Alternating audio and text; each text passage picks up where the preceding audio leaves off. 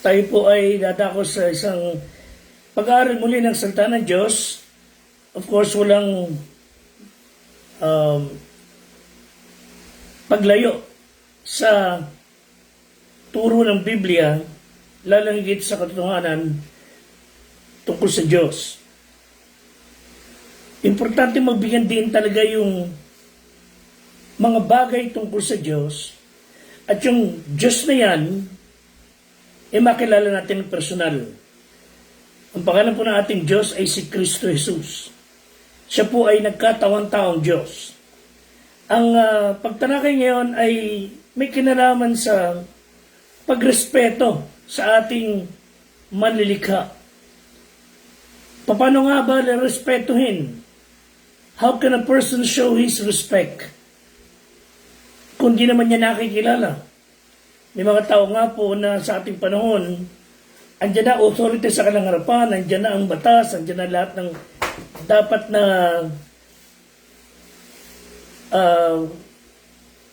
bigang galang, bigang pugay, and yet, andun pa rin na nakaras na loob nila na baliwalain at bastusin. Well, again, ang bottom line ng sinasabi po natin is malibang makilala ng tao ang Diyos sa isang personal na paraan, hindi siya kailanman kikilos bilang isang matinong tao. People may know Him by head, but we should know God by our heart. Si Kristo po ay Diyos na nagkatawang tao. And pagka ang tao ay tunay na maka-Diyos, tunay na may takot sa Diyos, tunay na may respeto sa Diyos, wala tayong magiging problema sa nakawan sa gobyerno, pamimerwisyo ng kapitbahay, wala tayong magiging problema sa pagdudulot ng kasamaan sa ating kapwa, sapagkat meron tayong Diyos na kinatatakutan, Diyos na pagsusulitan. Again, muli, ang ating pong ipinagpapasalamat sa Diyos. Araw-araw tayo iniingatan. Salamat tayo sa buhay. Tagli natin. Maraming tao po, ngayong umaga, hindi na nagising ng maayos. Iba talagang hindi na nagkaroon ng hininga. Pero tayo po ay binangon pa rin ng Diyos, nagkausap, nagkakita-kita.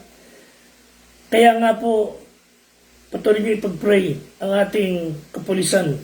Sama niyo po ang mga taga-BJMP, sama niyo po ang aming Squad 240. At salamat po sa ating mga kapatid na nakikiisa, lalo na po sa ating mga members ng Squad 240. Pray for them. Again, isang napakagandang araw na tayo po ay makahalubilo ng taong tunay na may pagkakilala sa Diyos. Sapagkat ito yung mga uri ng tao who genuinely care, who genuinely love people dahil naranasan nila ang pag-ibig ng Diyos. And we respect and we admire those people who honor and respect God. Mainam na katangi ang taglay ng Diyos ay nahahayag din sa ating mga pagkatao. Dahil pag ang tao ay tunay na nakakilala sa Diyos, yung behavior niya, the way he talks, he moves, and everything about what he does, a reflection ng gagawin ng Diyos kung siya ay nasa lupa. Of course, hindi tayo perfecto. Walang perfectong tao.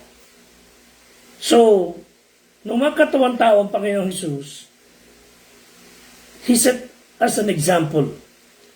So, again, tulungan tayo ng Diyos na matutunang respetuhin ang Diyos. And we could show our respect for God by respecting other people. Maging law-abiding citizen. Mahal natin ang kapwa natin dyan ang pagmamahal natin sa ating sarili. Unahin natin ang mga bagay tungkol sa Kanya at lagi tayong humingi ng gabay sa Diyos kung ano ang ating gagawin sa maghapon at paano tayo makikipagtrato sa ating kapwa. Well, as I go back sa aking premise, how can a person respect God na hindi niya nakikilala? Pero sa ating mga Kristiyano, sinabi ng Matthew 5:16, "Let your light so shine before men that they may see your good works and glorify your Father which is in heaven." Sa Bibliang ito na binasa natin, sa pamamagitan ng ating kilos at gawa, magliliwanag ang Diyos sa buhay ng mga tao through us by us doing good works. So we respect God by us doing good works. And when people would see us doing good works, they would say, talagang ang Diyos napakabuti. Kumikilos siya sa buhay ng mga taong ito. And they would glorify Him. Deuteronomy chapter 10, 17 to 18, pagkat ang Panginoong Diyos ay siyang Diyos ng mga Diyos. He is the Lord of Lords and the King of Kings.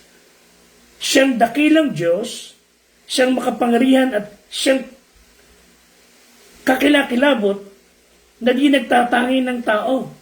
Hindi siya tumatanggap ng suhol. Kanyang inaatulan ng matuwid ang ulila at babaeng bao. Iniibig ang taga-ibang lupa. Binibigyan niya ng pagkain at kasuotan. So, yung talatang ito prove that God cares. God provides. Psalm 29, verse 1 and 2. Ye mighty, give unto the Lord glory and strength. Give unto the Lord the glory due to His name. So, ibigay natin sa Panginoon ang karapat-dapat na papuri, parangal, by living a life that is wholly submissive to His will, doing good works, bilang mga tunay na Kristiyano. And this is out of respect sa ating Panginoon. Kikilos tayo, magsasalita, mamumuhay, as if yun ang gagawin ni Kristo pag siya nasa kalagayan natin. And again, He told us that we can know Him. Hanggang ngayon pa rin, may mga tao, they live like hell. They don't believe God. Hindi sila ni katiting na pagka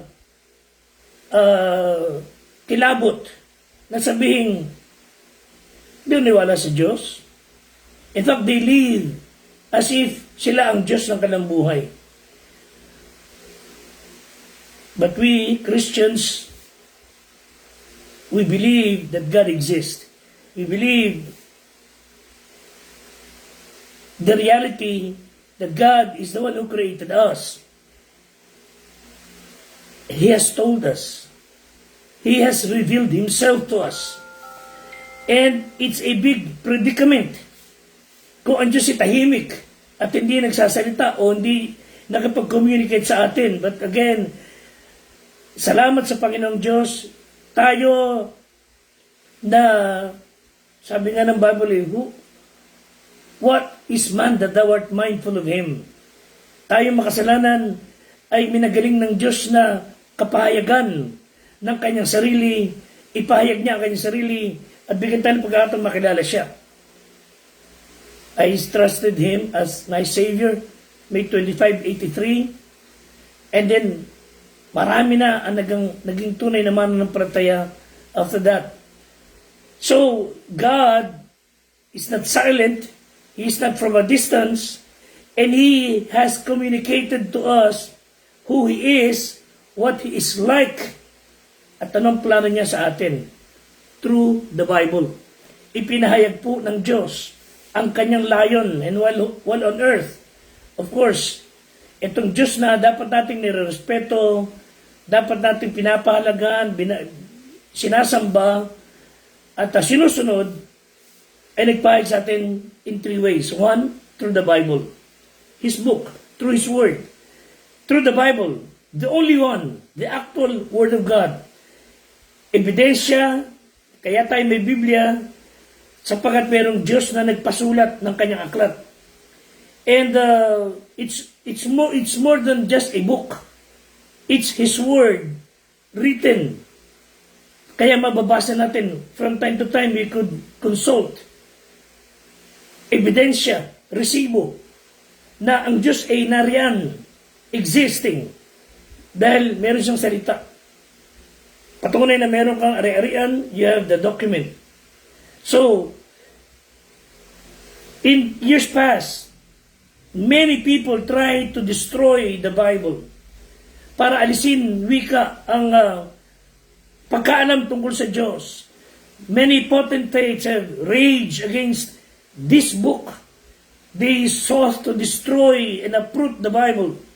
Pagsamahin pa ang puwersa ni Alexander the Great ng princesses of Egypt and Babylon. Isama pa yung monarchs of Persia and Greece and Rome. They prevailed nothing. They tried to destroy the Bible and alisin sa kami ng tao. In fact, up to now, there are religious group that they would not allow people to read the book, to read the Bible. Sa loob ng simbahan nila, bawal ang Biblia. And I've been to some places sa ibang bansa na bawal talaga salita ng Diyos. Bakit to? Para hindi makilala ang Diyos. Pero dahil po sa Biblia, nakilala natin ang Panginoon, at dahil po sa Biblia, a person can be transformed. Yan nga po sana ang talagang mangyari sa ating mga pinuno para hindi na mangyari yung mga nakawan, kapinsalaan sa ating bayan. Again, if we are reading the Bible, we will know Him, and God will always kept His word. Iningatan niya ang Biblia. So He revealed Himself through the Bible. And secondly, God revealed Himself with the body. May katawan. Again, sinabi ko nga sa inyo kanina, si Kristo po ay Diyos na nagkatawan tao. Tandaan po ninyo, isa lang ang Diyos. Ang Diyos na yan, nagbahayag sa tatlong persona. Diyos Ama, Diyos Anak, at Diyos Espiritu Santo. Yan po sinabi sa 1 John 5:7. There are three which bear record in heaven, the Father, the Word, and the Spirit, and these three are one. Meron pong tatlong persona na tinukoy sa Biblia, isang Diyos, tatlong persona. Pinahayag ni Kristo ang kanyang pagka-Diyos sa magitan ng Biblia at nakita siya ng tao lumalakad sa lupa. While He was walking, they saw God walking. While He was walking on the water, they saw God walking on the water. Whenever Jesus do some miracles, they saw God doing miracles. When He was able to feed 5,000, more than 5,000, during that time, they saw God feeding many people. Si Kristo po ay Diyos. Juan 1:1. Nang pasimula siya ang berbo, at ang berbo ay sumasa sa Diyos, at ang berbo ay Diyos. Juan 1:14. At nagkatawang tao ang berbo. Anyone who wants to know God, look to Jesus. Isaiah 53, verse 2-4. When we shall see Him, there is no beauty that we should desire Him. He is despised and rejected of men, a man of sorrows and acquainted with grief. We hid as it were our faces from Him. He was despised. We esteem Him not. Tunay na kanyang dinala ating karamdaman, dinala ang ating mga kapanglawan. Si Kristo po na magkatawang tao for the very purpose of saving us in sin and hell. Kaya po siya nagkatawang tao. Dahil walang kakayahan ng tao na tubusin ang kanyang sarili. Ultimo, sarili niya hindi niya kayang tubusin. Even if we die for ourselves and give our blood and life, we cannot even save an iota of our life.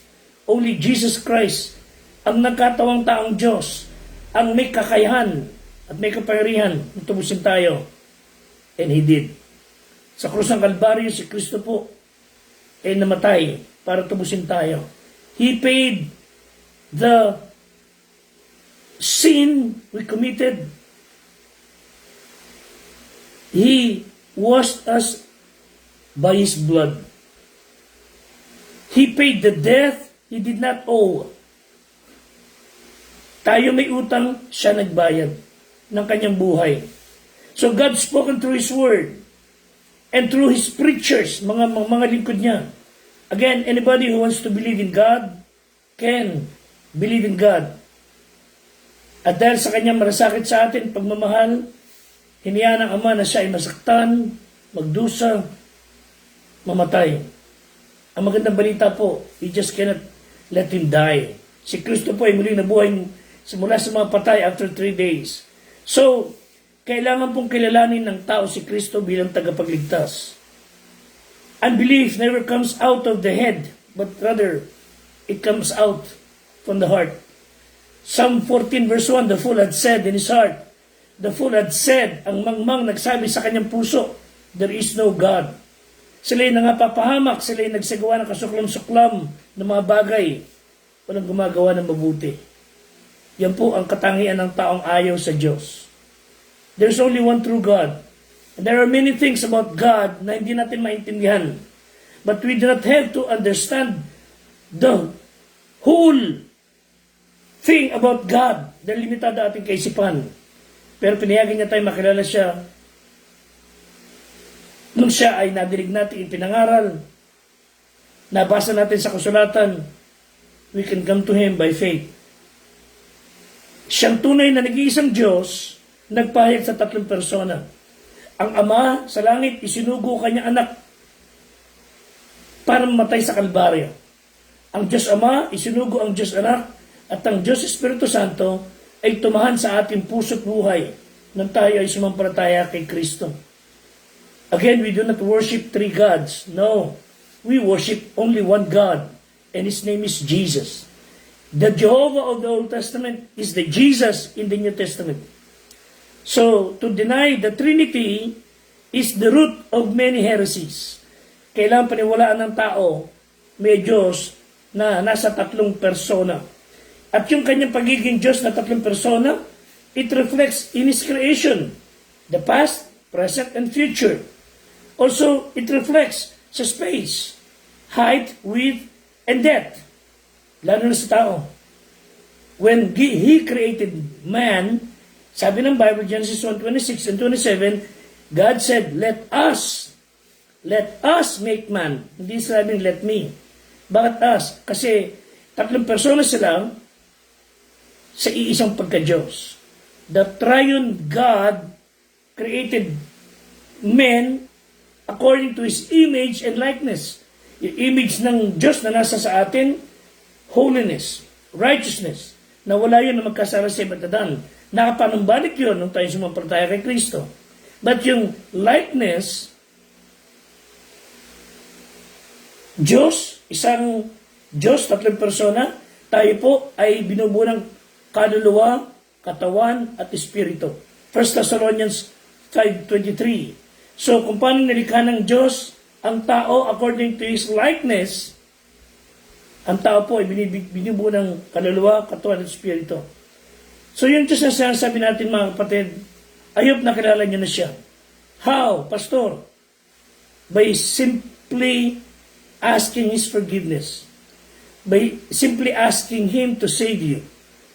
Panginoon, ako po'y makasalanan. Patawarin po ninyo ako. Kinikilala ko, ikay namatay sa Kalbaryo. Pumasok ka sa aking puso. Ikaw na ang aking Diyos. Ikaw ang aking tagapagligtas. Pag ginawa natin yan, the omnipotent God, the omniscient, the omnipresent God will dwell in us through the Holy Spirit. Siya na ang ating Panginoon, siya na ating manunubos. Sabi sa 2 Chronicles 20 verse 6, O Panginoon na Diyos ng aming magulang, di ba ikaw ay Diyos sa langit? Di ba ikaw ay puno sa lahat ng kaharian ng mga bansa? Nasa iyong kamay ang kapangyarihan at lakas na ano pat walang makahaharap sa iyo. Talaga naman, walang makadadaig sa Diyos. He is powerful. He is the provider. Siya ang source ng lahat ng ating pangailangan, and He cares about what you care for. Yung mga pinag-aalala natin, bago pa natin pag-alala, siya na ang nagmamalasakit doon, and He wants to provide for us. Nga lang sa kanyang term, hindi sa ating paraan. And no matter how big our needs, no matter how heavy yung pasanin ng ating buhay, He will always be there protecting us. 2 Corinthians 9:8 and 10, at maaring gawin ng Diyos ng lahat ng biyaya ay sumagana sa inyo upang kayo na merong laging buong kaya sa lahat ay magsigawa ng bawat mabuting gawa. Ang nagbibigay ng bini sa naghahasik at ng tinapay sa pinakapagkain, magbibigay at magpaparami ng anyong bini upang iasik. In short, God who provides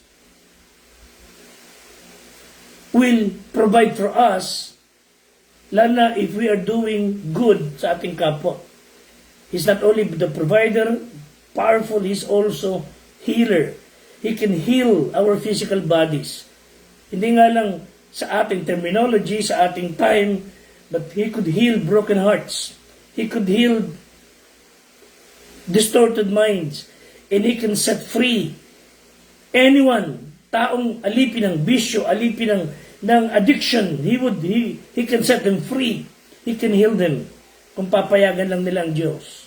He can mend broken relationships too.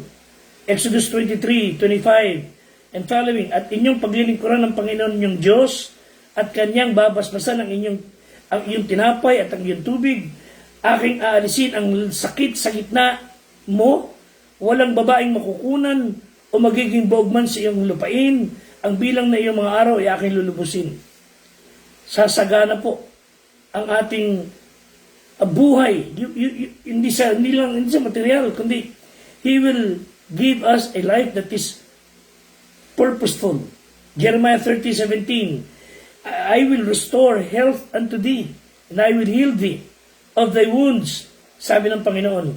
Psalm 147:3, kanyang pinagagaling ang mga may bagbag na puso. Tinatalian niya ang kanilang mga sugat. As I close, ang hamon po sa atin, again, honor God. Respect Him. How do we do that? By respecting others. By obeying His word. By doing good to others. By worshiping Him. You talk to Him. Sabi po ng Bible sa John 15:15, hindi ko na kayo tatawaging maalipin pagkat di nalalaman ng alipin kung ano ang ginagawa ng kanyang Panginoon. Which is just normal. Pero sabi niya, tinatawag ko kayo mga kaibigan. At bilang kaibigan, you can know what His will para sa iyong buhay. Yun ang sinabi ng Bible, Amos 3:7, surely the Lord God will do nothing. He revealeth His secret unto His servants the prophet. Ipahayag niya ang kanyang kalooban sa mga tao na sumumpalaya sa Kanya. Ang gagawin lang po natin bilang mga Kristiyano, nagsisi ng kasalanan, just obey His word. Ipamuhay natin ang salita. I hope you could attend a church that is preaching the Bible. Hindi yung religion. Of course, if you are looking for one, you can ask us. I would recommend our church, of course.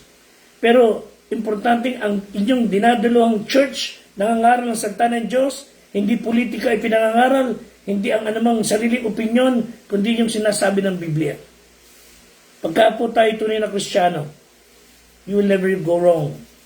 And God will guide you all the way. Just seek His will, obey Him, honor Him, and He will honor you. Maraming salamat po mga kapatid sa inyong pagsama sa atin. Again, sa inyo na mga nakikinig even sa nasa labas ng bansa. Please keep praying for us sa PNP, sa BGMP. Sabi niyo po si Sir Joey Babaran and family, si Sir Fernando Datig and family, ganyan din po si Sir Joderick Benedictus and family. Of course, please pray for Lieutenant Colonel Dale Allen Batle and family. Kasama po sila sa nakikipagbaka para ingatan ang ating mga buhay. And of course, overall above them, pray for Squad 240. Patrolman Jason Reville, Reginald De La Cruz, Francis Lloyd Legardo. Pray for Police Staff Sergeant Jomar Malik, Adio Burgess, Rodolfo Cesar Ramos. Pray for Police Master Sergeant Ryan Garcia. Pray for Police Chief Master Sergeant Wilray Guillermo. Pray for our Assistant Squad Leader sa Police Executive Master Sergeant Sir Joseph Aquino And of course, pray for our squad leader, si Police Major at Deputy ng ating Santa Maria Police, si Major Romeo de Guzman. Pagpalain po ng Panginoon kayo lahat, and may God give you peace. Ingat po tayo lagi. Until next time, salamat po.